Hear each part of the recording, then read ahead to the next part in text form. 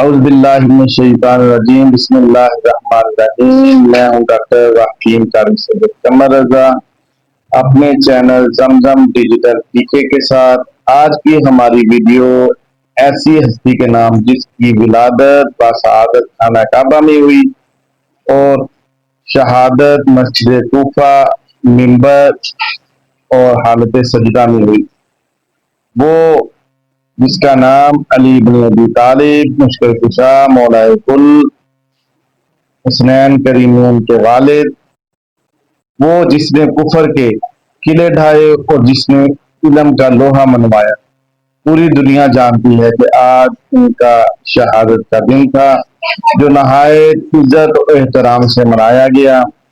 19 رمضان مبارک کو ایک زہر آلود تلوار کے ذریعے ایک بدبخت نے جس کا نام عبد الرحمن ابن ملجم نماز کی حالت اور سجدے کی حالت میں ایسا وار کیا کہ آپ کی پیشانی خون سے تار ہوئی، اور اس وقت آپ علیہ السلام نے ایک ایسا جملہ اپنی زبان سے نکالا جو رہتی دنیا تک قیامت کا کامیابی کا استمارہ بنتا ہے۔ وہ جملہ یہ تھا، فزت برب الکعبہ۔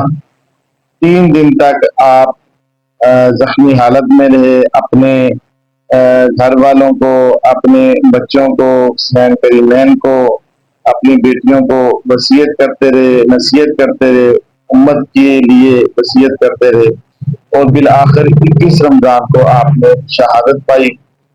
دعا ہے کہ ہمیں ان کی سیرت پر عمل کرنے کی خداوند توفیق عطا فرمائے، اور تمام مسلمانان جہاں کو خصوصاً ایران کو کامیابی و کامرانی عطا فرمائے۔ میں مزید اس طرح کی ویڈیو آپ کے ساتھ ضرور شیئر کروں گا۔ اگر میری یہ ویڈیو آپ کو پسند آئے تو آپ لائک اور سبسکرائب کریں اور دوسروں تک شیئر کریں۔ تب تک کے لیے اجازت دیں، والسلام، اللہ حافظ۔